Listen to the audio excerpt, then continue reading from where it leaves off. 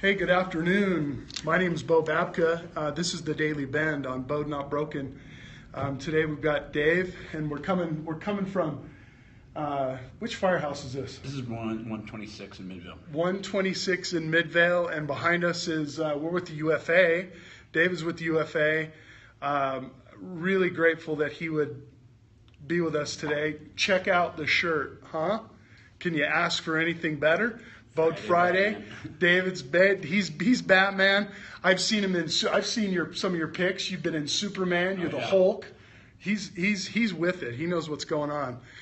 This is the Daily Bend where we have people on. We talk about being bowed, not broken. We talk about faith and courage and endurance. And the faith is not necessarily religious faith, because we've had a lot of agnostics on. We've had people that have faith in themselves and they've gotten out of certain situations and challenges and things like that. I really want to thank Lindsay yesterday. What an amazing guy he is with the cancers and the ARDS and everything that he's had. What an amazing guy. We're going to have him on again, hopefully someday soon, because he's got, he really wanted to do that and show really what his wife has done for him and what he's done. So again, for those that are just coming in, this is the Daily Bend on BEAU'D Not Broken. We're on Periscope. We're in Midvale, Utah, the United States. And again, we're with David. And I really appreciate you being with me and being live. And you're used to this kind of stuff. You're a public information officer from way back, and you know what it's like. And wanted to talk to you a little bit about, some of the things in your life. Tell everybody about yourself and family and career and all that kind of stuff. Well, oddly enough, I was born and raised here in Midvale. That's why I posted the picture. Yeah, Midvale straight out of Midvale. And been working with the fire department for 24 years. I started with Midvale City. This is before UFA took over. That's right. And I started as a part-timer there 24 years ago. And I'm 8 months from my 20 with the state. Wow. So, congrats. Yeah. And you'll go more, I'm sure, right? Probably. Or are you going to get out? Well, I don't know. I'm a little young to be a Walmart greeter quite yet. But Exactly. But yeah, so I live in Eagle Mountain. I've lived out there for 10 years. Right. With my wife and kids. I have 4 boys. 4 boys. Yeah. Wow. I have 5, and I know 4's a crowd. My oldest boy, he's 20, and he's in the fire academy right now. Nice. And so he's trying to take that path, and so that's good for him. Awesome. He's a good kid. And I got an 18-year-old, a 14-year-old, and an 8. Nice. And a beautiful wife. Yep, my beautiful wife. We've been together for 16. We've been married for 16. Been together for 17. And wow. Yeah, she's a good gal. Well, share with us, anything personal, and then like we talked about, maybe something that, in the fire service, we'll talk about that too. Yeah, my older brother, he works for UFA as well. He's a battalion chief with us. And, right. We grew up in Midvale, and we lost our dad when I was a senior in high school. Oh, and wow. So we've been gone 25 years now. And wow. So my mom, she went back to school in her 40s and was a school teacher for 30 years. And wow. So single mom. Yep. And we grew up, and there's struggles in there, Right. And my older brother, he was kind of like took on the father figure and helped support my mom, So right. Yeah, it's and he's growing up, in those areas, we don't have a lot of money, Exactly. For everybody that's kind of watching, Midvale City is. There's been a lot of development in Midvale, but basically Midvale, South Salt Lake, parts of Salt Lake City, West Valley have always been, very, very much, ethnic.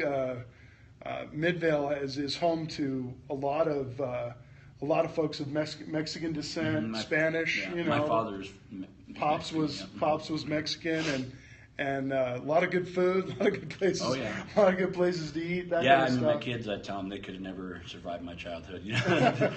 Exactly. They panic if the Wi-Fi goes down. And so tell us a little bit about growing up in Midvale. Was it? It was great. I loved it. Now looking back, right, as an adult, growing up in Midvale with that kind of diversity really prepares you for the world. Right. Versus growing up in an area where it's all upper class, where sure. And here you get to learn to get along with people from all walks of life, and it's benefited me in my fire service career because you come in contact with everybody you can imagine, and need to learn how to approach people different ethnicity thing, even things that you do, gestures with your hands mean bad True. things to people. True. And there's only one way to find out. Right. Well, and believe it or not, for those that aren't from Utah or from Utah, I mean, Midvale and some of those areas where we've had gangs. We've had gangs, Oh, yeah. pretty serious gangs, not per capita the size of LA or some of these other Right. towns, but enough to have, Yeah. enough to have. So were you a good guy, or were you I consider into a little myself- bit of trouble? No, You were. I get in a little bit of trouble just messing around, just Sure. with my friends being stupid, but I never was into that kind of stuff. Right. And I consider myself one of the good guys, and Right. I always tried to. I wasn't ever a bully. I was into sports a lot. Sure. But I protected a lot of the people. Protector. Yeah. Born protector. Kind of sounds a little bit familiar.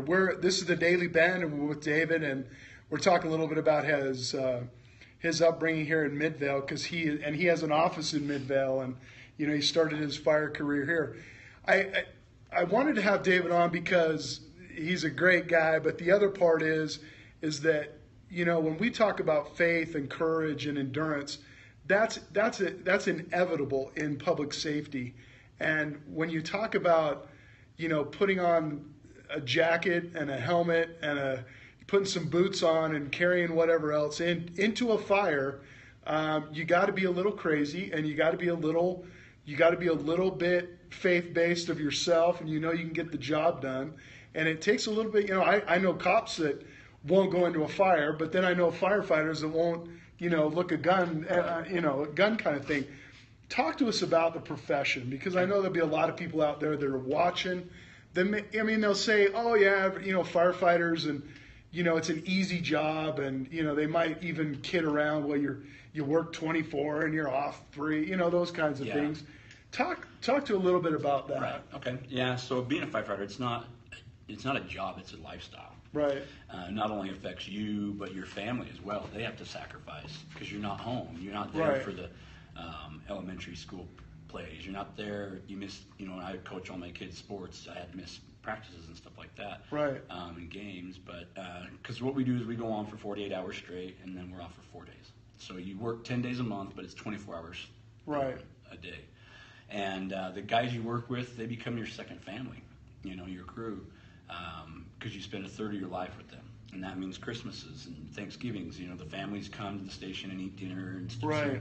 So not just your crew, but that your crew's family as well. Right. And so it's one of those things where you go to work and you have to rely on the people you work with, not just to get work done, but for your life.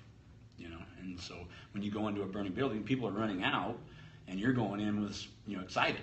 Right. And so Right. it's one of those different things where it does take a different mentality. There's no Right. question. Right. There's sometimes, that's why when we have our recruit camp and we hire people, not everybody graduates.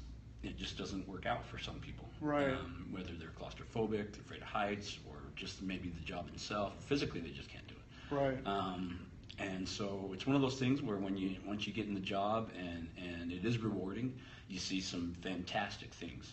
I've seen people, we brought back, were dead right in front of you, and 2 weeks later they come to the station with a basket of goodies and say thanks, and it's like, wow, I didn't know this person was going to make it. It looked bad, Right. Speak to that, where a guy have to identify, because some people come in a little bit late and stuff like that. This is the Daily Bend. We're talking to David about the fire service, a little bit about his career and things like that.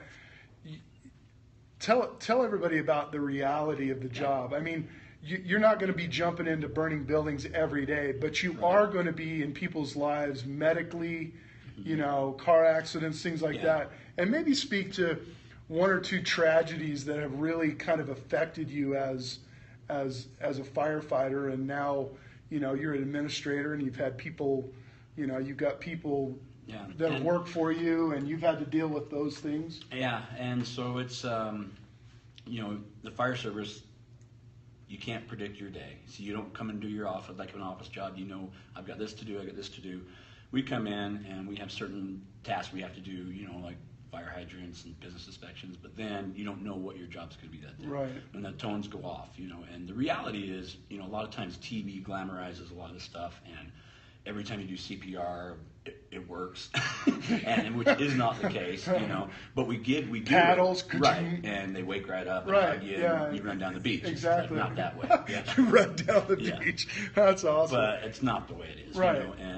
But you do it because you want to give everybody that chance, right? And a lot of times the CPR helps for donor reasons too, to keep those organs perfused with oxygen, right? And so there's other reasons to do it, and if they come back, that's fantastic, Mm-hmm. And even if in your career you do CPR 150 times or 1,000 times and you save one person, you win. Right.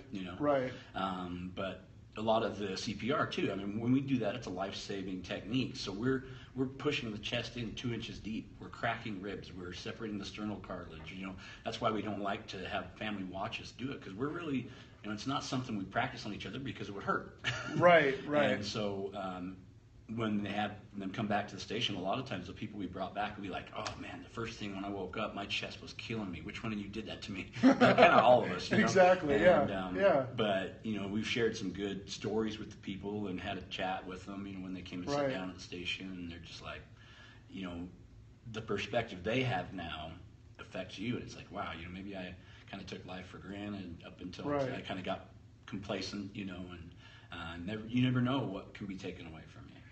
Any runs, any fires, any unfortunate deaths that kind of stand out for you or for your folks? In 24 years, there's been a lot, because you just go on, you own a lot of calls. Yeah. Pretty much all the ones, with kids, really, you have to learn to internalize that stuff. Yeah.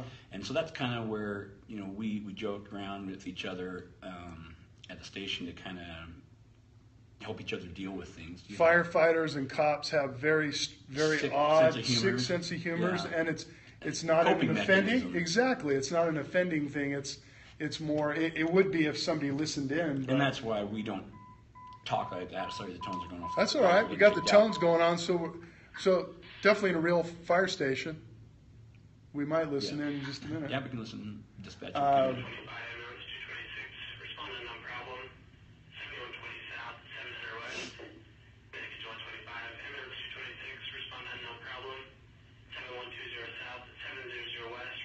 So, and an unknown problem is like a medical, or they don't know what's going on. Somebody just kind of called in 911 and said this person didn't look right, or someone was just sleeping. Sometimes it's someone just sleeping in their car, or it could be something, they could be dead. Right. And so you never know. So a lot of times you'll get calls that right now with the information dispatch has, they can't categorize it. So are the majority of the calls, for our viewers, mostly medical calls? Yeah, so mostly it's about 80-20, 80% Okay. medical.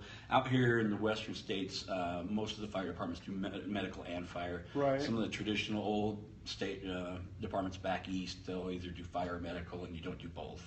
It's just tradition kind of thing. Right. But out here, bang for your buck. I don't touch that body. I touch buildings. Yep, exactly. And they're very strict about that. But out here we do both, so it's about 80% medical and 20% fire. Miscellaneous fires, it's not always structures. It can be dumpster fires, wildfire. Out here in Utah, we have a huge urban interface where we deal with a lot of wildfire that comes into neighborhoods. And so we have our own wildland division for here in UFA. Yeah.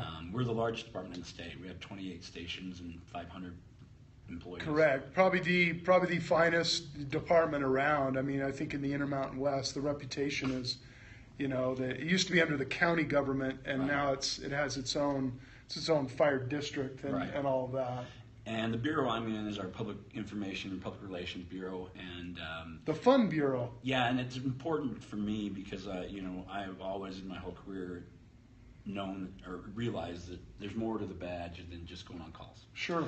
When we're in the grocery store, you can touch people's lives, because a lot of times with 911, they're having a crappy day. They don't call because they're having a great day. Right. But if we're in the parking lot, we see a kid, let him jump in the engine, and we get that all the time. We try to instill that in our new people. Being a public figure, when you're at work, it's not just waiting for the tones. Right. You can do more. Right. And so in our bureau, we really want to bring that personal touch to people, and we go to all our parades, all of our town days, and we cover, we have multiple cities we cover, so we get the chance to touch thousands and thousands of lives in a positive light. And that's our Well, I thing. can't think. I mean, I remember when I was a kid, and firefighting was. I mean, that was it. And they could affect anything they said. If they said hi. Yeah, it was cool. That was a cool thing. Yeah. So you really can shape people and things Yeah. like that. Along those lines, it's Boat Friday, and you can tell that David's got the Batman going on, and that's awesome. He's in role, and I didn't even ask him to do that, so I appreciate that. And you're watching the Daily Bend. I wanted to talk about. There we go. I wanted to talk about what does it take to be a firefighter. There might be some people or parents looking at that might be wanting to get into it. That question was always asked of me in law enforcement, Right. but fire is Cops and firemen all have the same thing in common. They all want to be firemen. Exactly. No, that's a true statement. Always wanted to. Yeah, there's a long story to that one, but true. It varies state to state. You have to check it if you're not from Utah. But here in Utah, you have to get your certifications, go through our Utah Fire Rescue Academy. There are some departments that put their own on. We do. It's like city does. I'm not Right. sure about the rest of the state, but or you can go get your certifications and test Right. with the departments. Be 18 or 21? 18 See, driver's that's- license and yeah. a diploma. Okay. Yeah, and that's our minimum. Right. And then you go on to your schooling as far as you want to go. But Right. then you can choose to be an EMT or a paramedic. Right. And the paramedic's a little bit more of It's a longer course. longer course, 9 and months it's yeah. very more intensive and very very strict because you're as a paramedic you're responsible for narcotics. Right. And so that's a huge responsibility, and also you have more medical interventions you can do than an EMT can. Right. And so it's a lot longer schooling and more maintenance for your continuing education. And then the firefighting is, you have different academies out there, and then you just have to test and find out when they test. We test every 2 years. Ours is coming up here this summer. Right.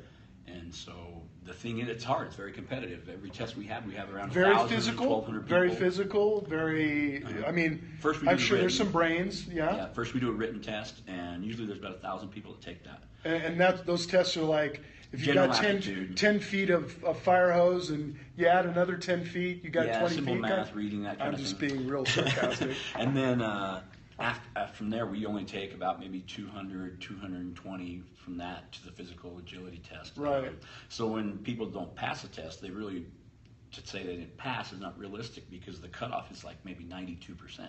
Oh, Because it's so competitive. So Right. you didn't fail the test, you got a 91, but you missed the cutoff. wow. So it is very competitive. Very competitive. And then you get on the list after you do a physical agility, and then we do oral interviews, and you get ranked. And then you sit on that list for 2 years. And when we have allocations, and we don't hire very often because we don't lose people. Sure. You retire. Sure. And so depending on how many retirements or whatever, or if we build a new station or whatever, we get extra allocations. But you just sit and wait. It's a waiting game. And then after 2 years, if we haven't called you and got an interview, you have to do the whole thing all over again. Right. What is? Thanks for sharing that, because I know there might be some people out there. It's different than law enforcement. just put an different than application in. Exactly. Still very competitive. All the way around the fire service, especially Right. here in Utah. Anything that's ever? I mean, you've always wanted to be a firefighter. Yeah. Is there ever a time when you questioned? What am I really doing? Yeah. This is really sad, or this is really, something. I don't want to see this stuff every Right. day. Well, I remember right out of the gate because I hired on when I was 19, and when you have a 19-year-old brain, and then you come to a job like this, Right. and I remember my very first full rest, which means they're not breathing, no pulse, was a 9-month-old infant that just got a heart transplant and rejected it. Okay. Didn't make it, and Right. it still haunts me, Right. But then when I was like 19, I'm thinking, oh my God, what have I got myself into? Right. Can I do this? And Yeah. Do you have that? Because I know. Talk to that a little bit. You don't have the God complex, but you have a complex of I'm going to save everybody. Well, I mean, how does yeah. that play out? Right, and when you don't save somebody, it sucks. Right. It's not what you came to do, but you can't internalize that and put that on your plate. But you learn that early on is that you can't do that because you didn't make it 20 years, 30 years. Right. There's no way. Right. And so, it's in my mind it was like, wow, this just got real. Right. You know, 'cause it was all fun doing fire academy, doing all the cool stuff, going on calls, hear car wrecks, that kind of thing. And then the first time you hold a dead body is, especially an infant, it's like, Right. yeah, this is It's real. like, oh my gosh, what did I get myself into? Right. And so that took some time. And over the years, you just build that tolerance. The more calls you go on, you see terrible things. You see people, you see murders. You see, Right. you know, we've been on all kinds of stuff like that. I've been on call where a car went into a yard and ran over two of the kids.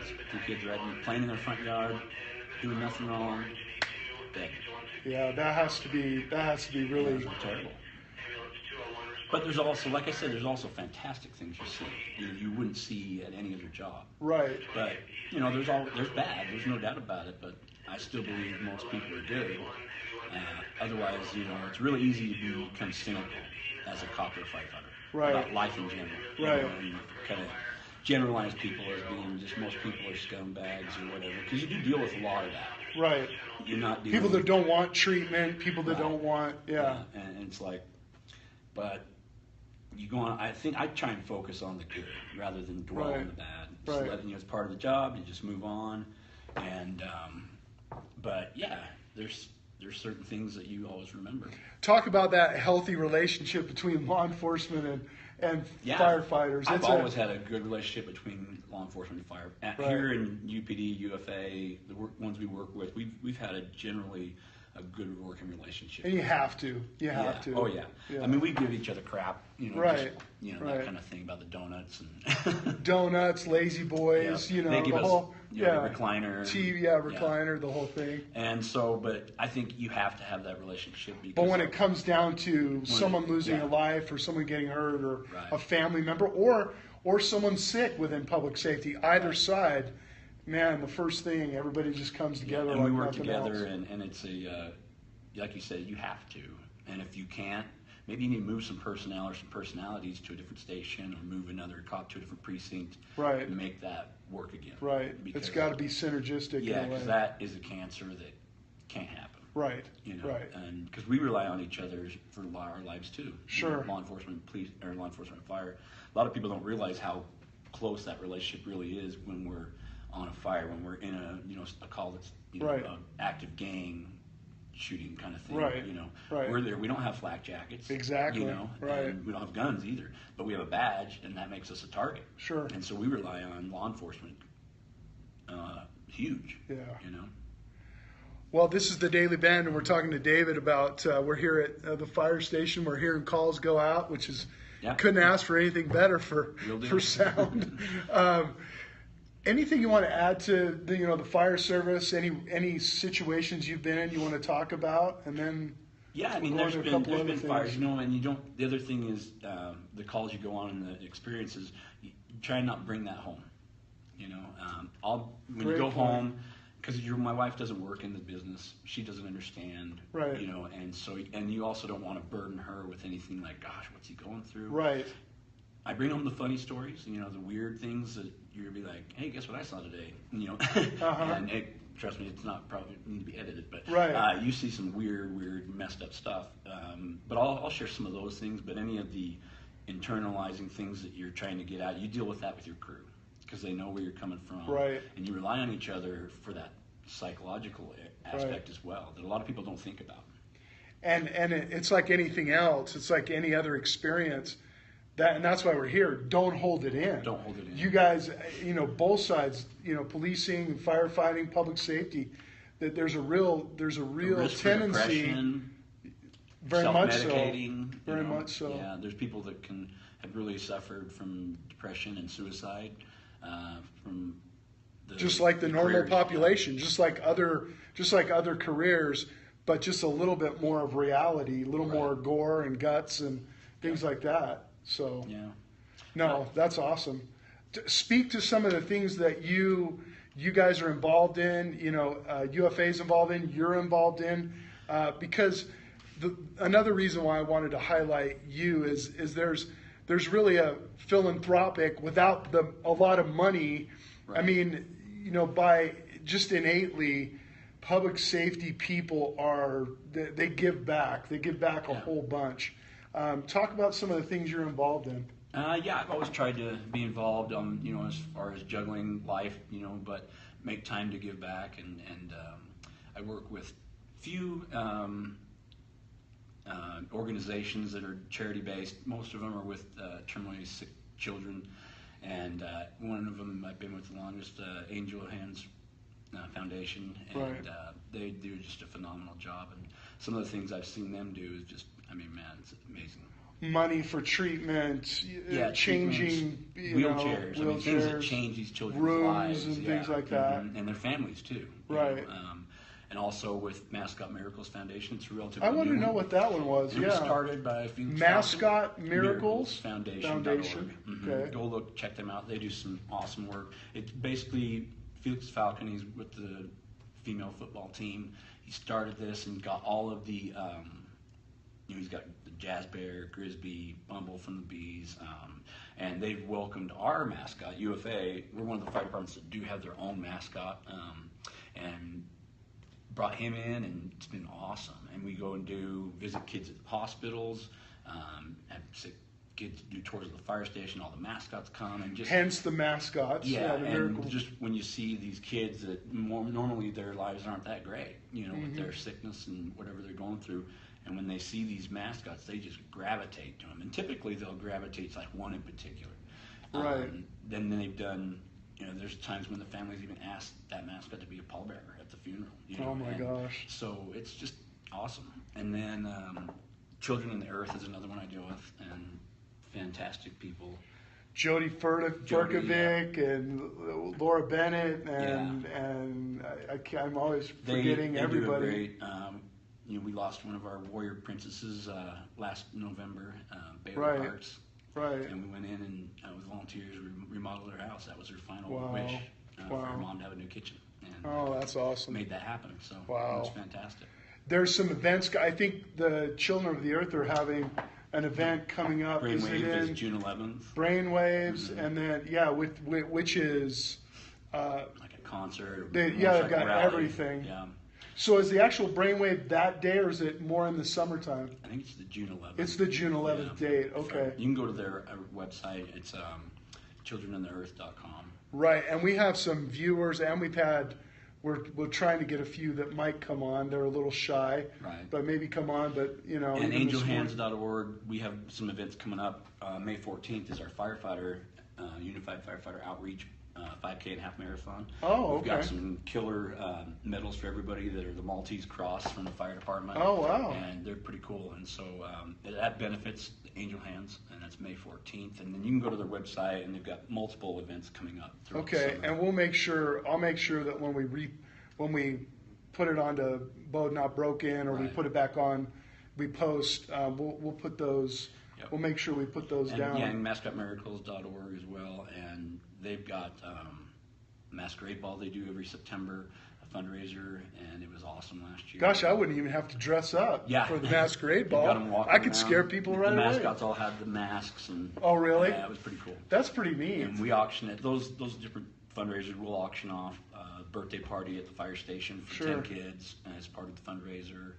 And but yeah, I work with them a lot, and then I work with the Sully Quarter Realtors we do. They just do a fantastic job they do Christmas in July at the Road Home for the homeless shelter. Yeah, the road home is And we great. deliver Santa on a fire engine. We take care of that. And these guys, I'm telling you, the stuff they put together backpacks, and it's all age-oriented with toys and clothes and toiletries. Oh, really? And then stuff for the adults, too. And just bring it to the homeless shelter, and it's just phenomenal. The reason why we're highlighting all this is I'm sure that if you're looking for somewhere to volunteer, I mean, people ask me all the time, where can I volunteer? Where can I donate? These are- or what can I? These are awesome. great organizations, and we'll highlight that. And there's many more I'd like to do. But what I just about don't have time to do all of are them. you a calendar boy? I don't want to invent. Were you a calendar Mr. boy? June, yeah. You were Mr. June on the Utah firefighter calendar. Utah firefighter calendar. And how many of those did you guys sell? We sold thousands. We've You're donated. doing another one, right? Yeah, we donated to American Cancer Society 100% proceeds, and we've already done over $11,000. Yeah, he's got the body, so be looking for It's that. the UT. You can find it at utfirefightercalendar.org, Okay. and they're $10 a pop right now, and Yeah. And so for Only into April. all you ladies out there, and well, there's probably some men out there Yeah. that would want to see that. And that goes to what American Cancer Society. Oh, that goes to the Cancer Society. Yeah.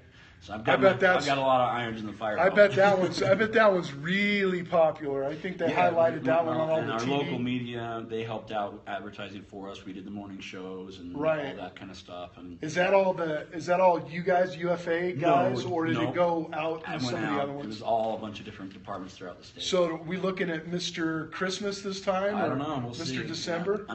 I'm the old guy in the calendar, so. I was the old guy a few years ago. We did a police one. Oh, did you? No, we did uniforms, and I was Mr. December. Thank goodness they covered me up with. Yeah, I was the old guy. So in June, it's a scratch and sniff with Ben Gay, and we've got a reverse mortgage. No. Lots of appeal.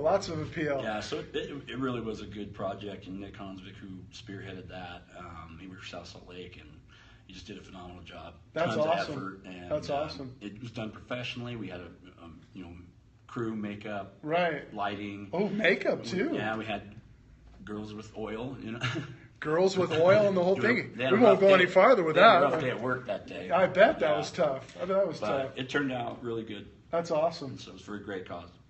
Any plug for we need to plug your administration because I know that sometimes these things that we're doing, they want to know, well, what are you doing it for and all that kind of stuff. Right. Tell them who your chief is and assistant chief and all that stuff. Yeah, so Unified Fire Chief Michael Jensen and Deputy Chief Gaylord Scott, they're great to work for, and today's my day off, so I came to join you here. Yeah, and thank you for doing that. Those two guys, great guys. I've known them for as long as I've been in Utah or been in public safety or was public safety. Michael Jensen's a county councilman and quite the baseball guy and all that fun stuff. He's on Facebook as well, and thank them and thank you for letting coming in on your day off. No problem. Anything else to add to the fun? This has been fun. I hope people have enjoyed it. This is the Daily Bend. We're gonna download it onto Boat Not Broken. We'll do it on YouTube, and we'll make sure David's got it so he can throw it out there too. Any way we can help, any way this show can help, we'll come out to a couple of these events. We're gaining more people as we go, and we'll do some Periscope stuff and fun stuff. Yeah, I mean, just bottom line is, take your life, and try and give back the best you can. Not everybody has a lot of time. I have so many irons in the fire myself, but if you make it a priority, it becomes something that you'll never regret. Yeah, some of the memories, and I'm sure with you and your family and everybody else. Phenomenal things outside of the fire department where you see some stuff, but with these organizations, how they change people's lives is just that's awesome.